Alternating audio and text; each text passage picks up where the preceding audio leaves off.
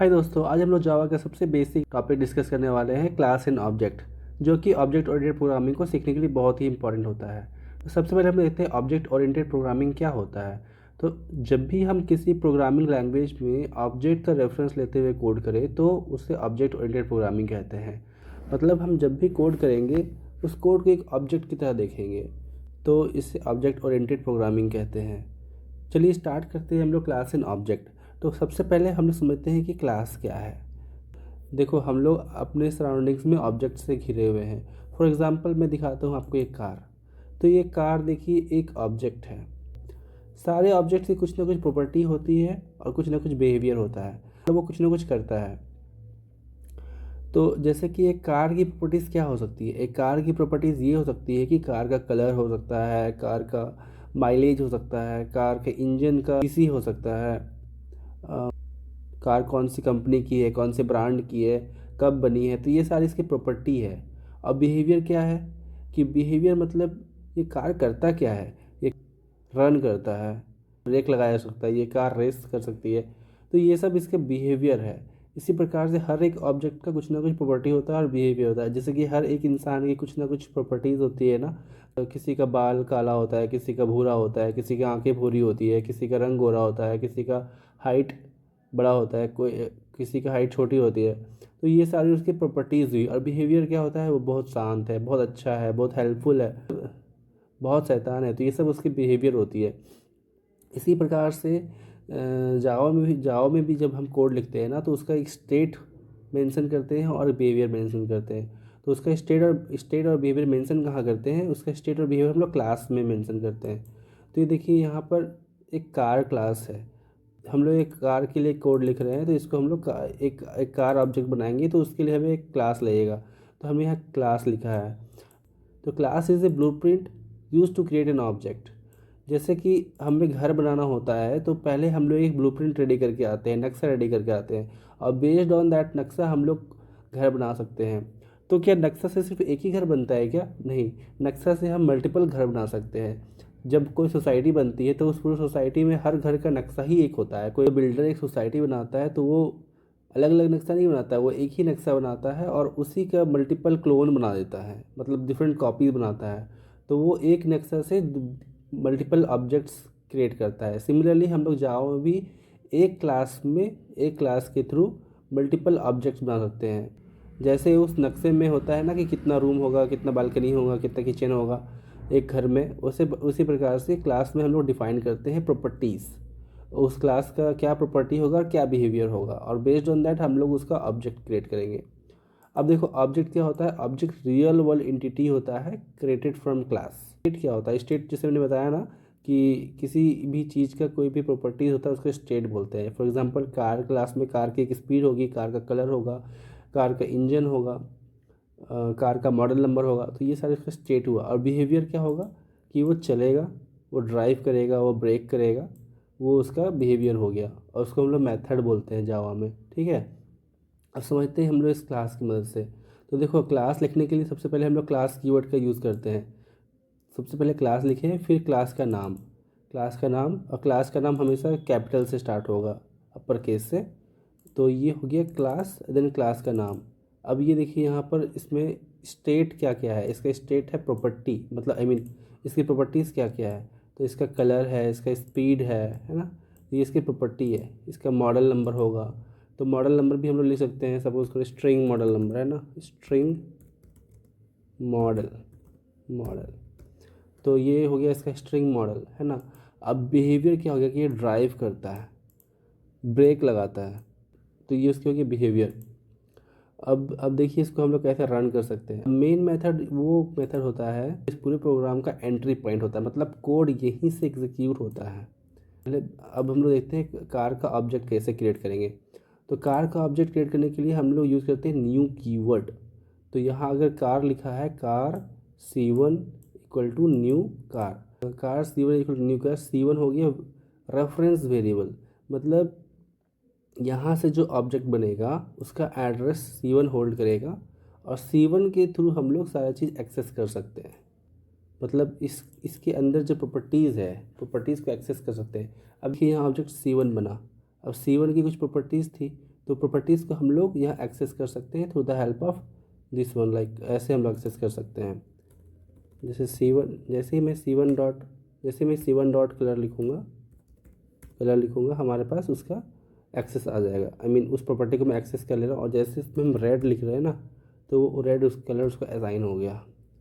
Similarly यहाँ speed है 0 ना, तो अभी मैं C1 डॉट लिखूँगा तो उसमें जो भी स्पीड आएगी ना, मतलब जो भी प्रॉपर्टी आएगी वो यहाँ पे मुझे दिखने रहेगा। उसमें मैं स्पीड लिख दूँगा 100, तो ये उसको असाइन हो गया।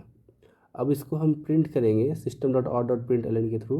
तो C1 डॉट कलर और इसको स्पीड को प्रिंट करेंगे तो C1 डॉट स्पीड, तो ऐसे करके ये प्रिंट हो जाएगा। मेथड को कैसे एक्सेस करेंगे, तो मेथड को भी हम लोग ऐसे एक्सेस कर सकते हैं, जैसे C1 डॉट ड्राइव लिखेंगे ना, वो मेथड का एक्सेस हो जाएगा, मतलब वो मेथड कॉल हो जाएगा। और C1 डॉट ब्रेक लिखेंगे तो वो ब्रेक मेथड स्टार्ट हो जाएगा। तो ये देखिए सबसे पहले क्या करेगा, अब इसका प्रोग्राम का फ्लो कैसा रहेगा। सबसे पहले ये ऑब्जेक्ट बनाया, अभी ऑब्जेक्ट के पास कुछ भी नहीं है, ठीक है ना, अभी ऑब्जेक्ट में असाइन नहीं हुआ है कुछ भी, ठीक है। यहाँ पर जो असाइनमेंट होता है स्टार्टिंग में वो नल होता है, मतलब अगर हम यहाँ पर डिक्लेयर नहीं कर रहे हैं कुछ भी चीज़, तो वो स्टार्ट में नल रहेगा उसका वैल्यू, मतलब कुछ भी नहीं रहेगा। नल का मतलब कुछ नहीं होता है। अभी देखिए यहाँ C1 डॉट कलर को हम लोग रेड असाइन कर दिए, और C1 डॉट स्पीड को हम लोग 100 असाइन कर दिए। तो जब मैं इसको प्रिंट करूँगा कि कलर C1 डॉट कलर, तो यहाँ पर प्रिंट होगा रेड, कलर प्रिंट होगा रेड, और स्पीड प्रिंट होगी 100। और जब C1 डॉट ड्राइव, मतलब उस मेथड को कॉल कर रहे हैं, मतलब वो मेथड एग्जीक्यूट होगा। इसको ये जो है इसको मेथड बोलते हैं। ये method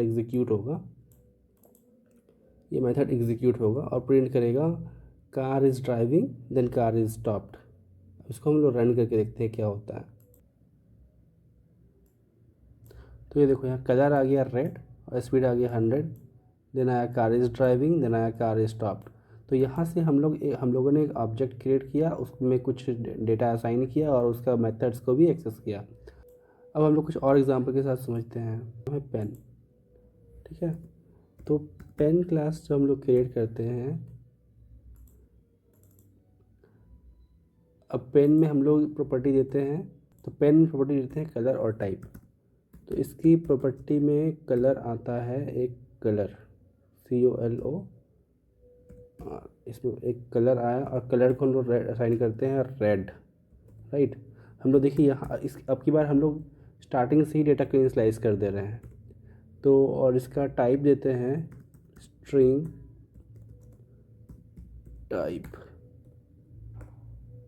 type pen P1 equal to new pen, और यहाँ इसको सेमीकोलन से लाइन टर्मिनेट कर देंगे।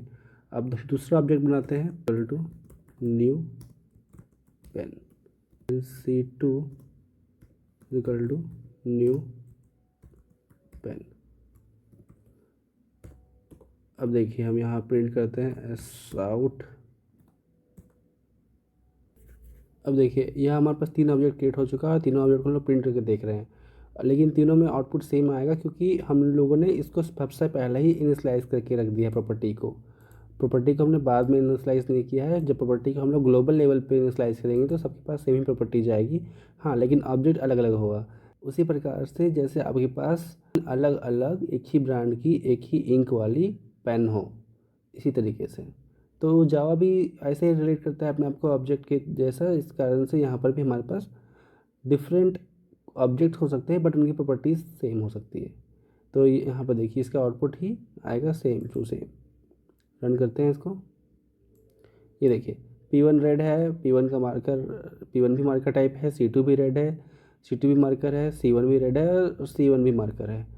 अभी मैं आपको एक चीज़ दिखाता हूँ, इसका मेमोरी कैसे एलोकेट होता है। जब भी जावा में ऑब्जेक्ट बनता है उसके लिए एक मेमोरी एलोकेट किया जाता है जिसको हम लोग हीप मेमोरी बोलते हैं। और देखिए यहाँ पर जैसे कि पेन 1 और पेन C1 और पेन C2, तो देखिए टाइप है मार्कर, सबका कलर है ग्रीन और टाइप है मार्कर। तो जावा ने क्या किया कि उसके लिए एक मेमोरी एलोकेट किया। ये देखिए मेमोरी होता है, इसको इस टाइप से मेमोरी को डिनोट किया जाता है। तो उसके लिए अलग अलग मेमोरी बना दिया और C1 जो है ना उस मेमोरी को पॉइंट कर रहा है। C1 देखिए उस मेमोरी को पॉइंट कर रहा है, ये देखिए मेमोरी है, C1 जो है P1 जो है इस मेमोरी को पॉइंट कर रहा है, C1 इस मेमोरी को पॉइंट कर रहा है और C2 इस मेमोरी को पॉइंट कर रहा है। जब भी हम C1 लिखते हैं ना class dot C1 dot colour, तो ऐसे ही ऑब्जेक्ट क्रिएट होता है। जब भी हम P1 लिखते हैं तो वो पेन P1 जब भी ऑब्जेक्ट बनने के बाद हम लोग उसको एक्सेस करते हैं उसकी प्रॉपर्टीज़ को, तो वो उस मेमोरी से उसकी प्रॉपर्टीज़ को फेच कर लेता है। चलिए कुछ और एग्जांपल लेते हैं। ये देखिए स्टूडेंट क्लास है हमारे पास, जहाँ हमने 3 प्रॉपर्टीज़ रखा है इसका, नेम, रोल और कोर्स। जहाँ नेम को हमने इनिशियलाइज़ नहीं किया है और कोर्स को इनिशियलाइज़ किया है। तो जब भी हम इसका ऑब्जेक्ट बनाएंगे बाय डिफ़ॉल्ट कोर्स का वैल्यू जावा आएगा, लेकिन नेम और रोल नंबर का वैल्यू कुछ भी नहीं आएगा। तो देखते हैं रन करके कि कैसे तो उसका हम लोग फ्लो देखते हैं। तो चलिए देखिए यहाँ मैंने मेन मेथड बना लिया है। यहाँ सबसे पहला ऑब्जेक्ट क्रिएट हुआ है S1 ऑब्जेक्ट। ये इसका रेफरेंस वेरिएबल है, ये इसका रेफरेंस है, ये स्टूडेंट ऑब्जेक्ट को रेफ़र कर रहा है। यहाँ पर हमने क्या किया, S1 डॉट नेम को असाइन किया आशा, 1 डॉट रोल नंबर को असाइन किया है 101। तो यहाँ पर क्या है ना कि लेकिन हमने यहाँ पर कहीं भी कोर्स असाइन नहीं किया है, क्योंकि कोर्स ऑलरेडी यहाँ पर है। तो जब इसको हम रन करेंगे तो इसका आउटपुट हमारे पास आएगा, नेम में आशा आएगा, रोल नंबर में 101 आएगा और कोर्स में जावा आएगा। इसी तरह से स्टूडेंट 2 में राहुल असाइन हुआ है और रोल नंबर में 102 असाइन हुआ है। तो देखिए एक बार इसको हम लोग प्रिंट करते हैं, उसके बाद हम लोग इसको मॉडिफाई करके देखेंगे। नेम में आशा आया है, रोल नंबर 101 आया और कोर्स जावा आया है। अब हम लोग देखते हैं इसको थोड़ा मॉडिफाई करके। देखो मैं 2 मिनट के लिए इसको कमेंट कर देता हूँ। अगर मैं इसको यहाँ कमेंट कर दिया, अगर मैं कुछ भी असाइन नहीं करता हूँ तो क्या प्रिंट करता है,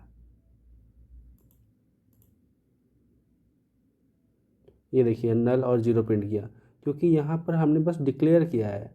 यहाँ हमने वेरिएबल्स को सिर्फ डिक्लेयर किया है, उसको असाइन नहीं किया है। यहाँ पे असाइन होने का काम हो रहा था, बट हमने इसको कमेंट आउट कर दिया तो वो हट चुका है, जिस कारण से यहाँ पर नल और 0 आ रहा है। तो इसी तरीके से हम लोग वेरिएबल को डिक्लेयर करते हैं, इसको हम लोग वेरिएबल बोलते हैं और इसको रेफरेंस वेरिएबल बोलते हैं। इस तरीके से चीज़ें होती हैं। तो उम्मीद करता हूँ आप लोगों ने इस ऑब्जेक्ट और क्लास को समझा होगा। एक बार हम लोग फिर देख लेते हैं कि ऑब्जेक्ट क्या होता है, एक बार हम लोग फिर रिकैप कर लेते हैं कि ऑब्जेक्ट क्या होता है, क्लास क्या होता है। तो क्लास इज़ ए ब्लूप्रिंट जिसकी मदद से हम लोग बहुत सारे ऑब्जेक्ट बना सकते हैं, और ऑब्जेक्ट ऑब्जेक्ट ही होता है जो कि बनते हैं क्लास से by the help of new keyword. ये याद रखिएगा, न्यू कीवर्ड से ऑब्जेक्ट बनाया जाता है। स्टेट क्या होता है, ऑब्जेक्ट्स की जो प्रॉपर्टी को डिफाइन करें उसको स्टेट बोलते हैं, जैसे कलर, स्पीड वगैरह वगैरह। और बिहेवियर कि वो क्या कर सकता है, नहीं कर सकता है, ये इसकी बिहेवियर हो गई। तो इसको हम लोग बोलते हैं ऑब्जेक्ट एंड क्लास। तो आशा करता हूँ आप सभी को ये वीडियो पसंद आई होगी, आप लोगों ने बहुत कुछ सीखा होगा। नेक्स्ट टॉपिक में हम लोग स्टार्ट करेंगे उप्स कंसेप्ट। और आपसे बस ये रिक्वेस्ट है कि आप चैनल को जरूर से जरूर सब्सक्राइब कर लें, क्योंकि बहुत मेहनत लगती है इस वीडियो बनाने में। और आपको कोई डाउट हो तो ज़रूर कमेंट सेक्शन में अपडेट करें। Thank you.